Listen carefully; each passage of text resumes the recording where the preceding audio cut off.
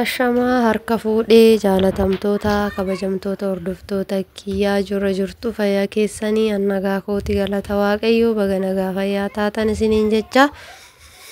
Egaa akkuma beekamu hojii koo hin xumurre waan ta'eef jechuudha. Hojiin kiyya kutaa kutaadhaan itti fufaa. Hojiin kiyyas waa'uma jireenya kooti waa'uma mana kootitiin kan wal qabateedha jechuudha. Innis akkuma argaa jirtan maaliif lafa qoffortii jechuun keessan hin oolu. Akkasumas immoo iddoon kun kaartaa pilaanii qabaa jettanii warri na gaafattanis jirtu. Iddoon kun seera qabeessa moo seera qabeessaa miti warreen jettanis deebii gaafii na gaafattan jirtu.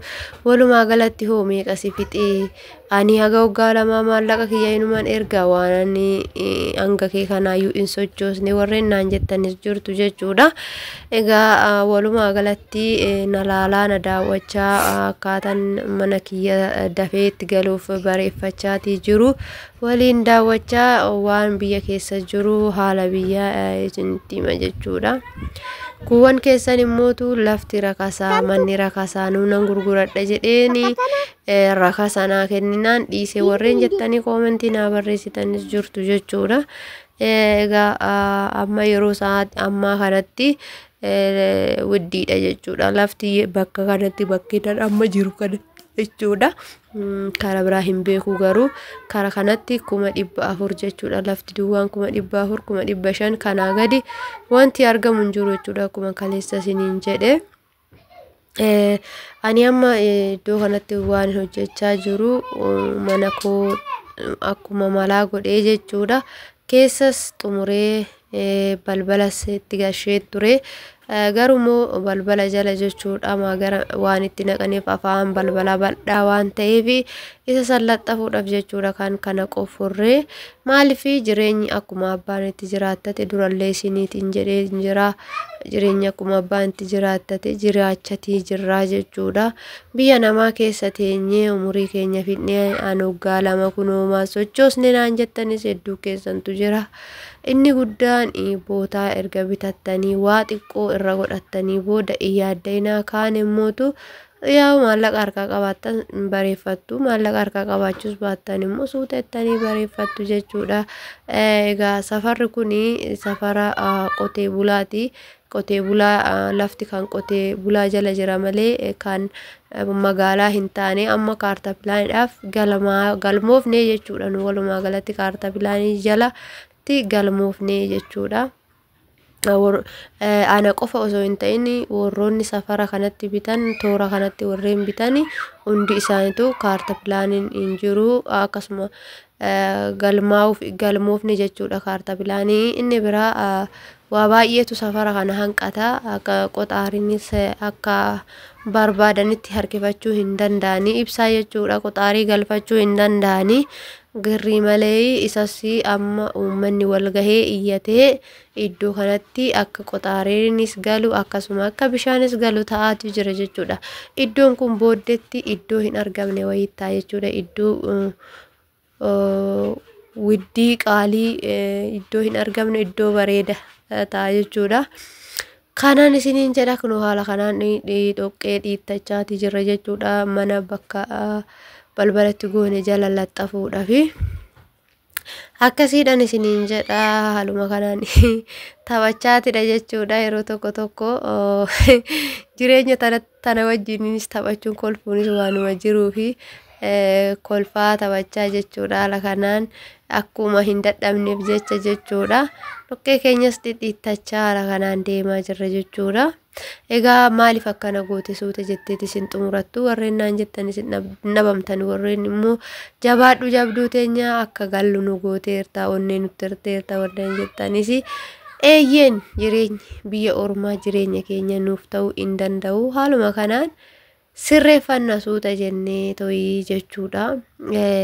Hojii qabaannan yeroo kee waan irratti gubduu qabaatte taanan oddoo keenya bareeffachaa jechuudha. Keessattuu nuti dubartoonni nama gama kootiin mana kiraan baay'ee tokko nama saqqaqa jechuudha. Baay'uma nama jibbisiisa. Immoo hanga maqee namaa taasisan oddoo ofii bareeffachaa waan nama hanqates guguuttachaa manuma ofii taa'uu wayya jedheen jechuudha. Malee urufas taa'ee xumuruu hin wallaalle ergan galee immoo maaliif kan gandaa keessa taa'aa kiyya hoo maaliif hin bareeffanne kan jedhu jechuudha. Haala kanaanitti ka'ee jechuudha. Tasagallee jettanii warroonni biyyoota biraatti deebitan jechuudha yookaan biyyuma sanitti kan deebitan tasagalleettanii amma jalqaba nan deebi'a jedheeti yaadee ture jechuudha. Namittiin tiyyaayyuu na diddee baga na diddee maaliif akkanan jireenya kiyyatti cimu akkanan jireenya koo fooyyessu na gootee jirti jechuudha. Akkananii gateetoo hin deemne waan hunda sirreeffadhe akkanani keessa taa'u jechuudha. Egaa kana fakkaataa haaluma xiqqoodhaniin sirreessuun hin dandahama.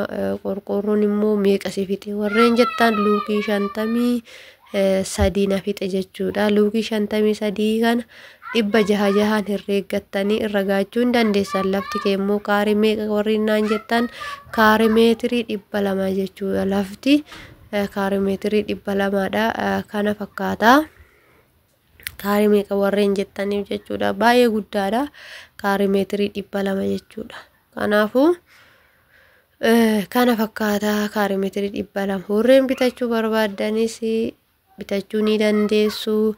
Warreen immoo gurgurachuu asii qabdanii gurgurachuu barbaaddanis gabaa yoo argattan gurgurachuu ni dandeessu siniin jenna. Iddoon kun immoo iddoo gaarii iddoo baay'ee natti tole jechuudha. Safarri kuni maaliif natti tole waan isaa hin beeku booddeetti immoo magaalaa guddaa ta'a jedheetanii kan yaadu. Kanumaaf nutis ol hiiqurra akkuma dandeettii keenyatti godhanne jennee goone immoo asirraan geenye irra kan walumaan laalla jechuudha. Waanuma hunda hamma waan hunda isinitti argisiise oddoo kanas akkamittiin akkan qofforuu akkamittiin akkan biqiltuu dhaabu akkamittiin akka waa facaasu waan hundaa walumaan jechuudha laallee barumsa walirraa fudhannee tokko lama wajjin jechaa wajjin deemaa. Gorsa walirraa fudhachaa waliin guddachaa deemna.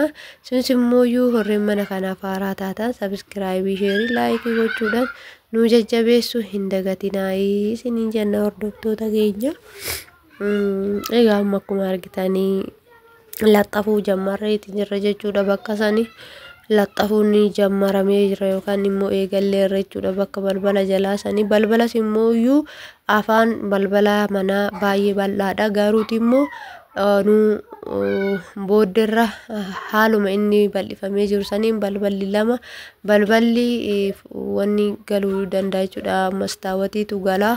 Ammaaf immoo isa san waan hin dandeenyee fi waan na fakkaatu waan ofii kiyyaanii barbaade galfadheen jira jechuudha. Akkuma argitanii wanni isaa manni jechuudha. Maskootii yookaan fooddan isaa qorqorroon itti laxxafameeti jira jechuudha. Hin barbaanne jechuudha ammatti maaliif sochoosuu waan hin dandeenyeef ammatti qorqorroo ashagee keessanis immoo gaadaa hin barbaanne nan ashagee jechuudha. Maaliif manni kiraan ani keessa taa'u dhugaa dubbachuuf baay'ee xiqqoodha. Homaas keessatti hojjetachuu hin danda'u saniin oovariidha jechuudha. Kanaaf amma mana kiraa keessa taa'u oddoo haala kanaan bareeffadhee oddoo koo keessas biqiloota garaagaraa dhaabee jiraachuu waan barbaaduuf jechuudha. Kinoo haaluma kanaan nuti laxxafnee bareeffannee jirra. Kinoo balbala jala akkanumatti laxxafnee irra jechuudha. Duuchinee irra bakka isaan kaleessa irraa muranii balbalatti galchanii amma haala kanaan laxxafneeti jirra jechuudha. Namoonni hedduun kan tuffattanis jiraachuu dandeessu. Garuu immoo yaa hundumtuu akka mataa ofiitti jiraata jechuudha. Wanti godhan hin jiru. Jireenyi tuni sagali malee kudhan hin guuttu waan ta'eef biyya namaatis jireenyuma keenya yeroo keenya fixxii jaalala keenya balleessite akkuma dura isiniin jedhe baay'ee gadi bu'aadha. Keessattuu nama bultii qabuu fi namoota meeqatu addaan bahee jira akkuma isiniin jedhe. Maallaqni kun immoo addaan nama fageessaa walitti nama hin qabu addaan nama bittinneessaa deema jechuudha. Hundumtuu waa'ee maallaqaa yaada waan ta'eef waa'ee jaalala walii irraanfatee waa'ee namummaa irraanfatee jechuudha. Waa'ee maallaqaati yaada gaafa wal biraa maallaqaaf deeman jechuudha. Kanaaf Waluma bira ta'anii bultii ofii bareeffachuun baay'ee namatti tola. Suuta jedhanii suutumaan keessa tatta'anii waa hedduu raawwachuu godhachuu hojjechuu danda'u jechuudha. Kana fakkaata gorsa koo xiqqishuu tanarraa afaan koo lamaan dubbadhe tanarraa isin immoo waa hedduu keessatti ilaaltan jedhee abdii guddaa nan qaba. Nuti haala kanaan mana keenya xumurannee har'asi dhaqqabneetu keessatti hin galle malee keessatti galuuf jechuudha. Amma haala kana laxxafannee keessa isaa akkuma argitan wanni godhee ittiin hin jira jechuudha. Keessa isaa waxxareen jira. Madaabaraadhaan gubbaan isaa akkuma argamu alli isaa garafameera. Hin qorru baay'ee tokko ho'a jechuudha. Qorri hin jiru. Kana fakkaata. Yeroo biraatiif immoo irraa baasee chaakii dibsiisuu yookaan dibuu hojjechuu nan danda'a jechuudha. Muka asitti argitaniin kana mooyyuu mana kana biraa cinaa kanatti ijaaruun barbaada jechuudha. Kushiinaa fi akkasuma mana fincaanii akkasitti gadi garagashee ijaaree san booda badhisee jechuudha. Isa keessatti baanee immoo kana sirreessisna jedhee tanan akkasittiin karoora mataa kootii haala saniin baasee isa kana balbala isaa akkana godhee kun kana fakkaata. Hordoftoota keenya laayikii, sheerii, koomentii akkasuma akkuma duraan gaafii gaafattan gaafii keessan gaafachuu mirga qabduun isiniin jedha. Egaa nagaan turaa horaa bulaa deebanaa waan nu faana turtanii fi borus viidiyoo biraatiin walitti deebinaa. Nuti toleetu har'a xumurreetoo ittiin galle waan ta'eef borurraa akkamitti akkaataa itti galle hundumaa jechuudha viidiyoo waraabee isiniin isaa hamman as keessa jiru hamman oddoo koo keessa jiru akkamittiin akka oddoo koo bareeffadhu hundumaa walirraa barachaa hubachaa nis hojjechaa isinis immoo gaafii qabdanis na gaafachaa bakkiin balleessus dogoggoree osoo hin jiraate natti himaatuma haala saniin deemna jechuudha. Egaa kana fakkaataa turtiin afaan taasistanii fi galatoomaa isiniin jechaa asumaan nagaa wajjiniin.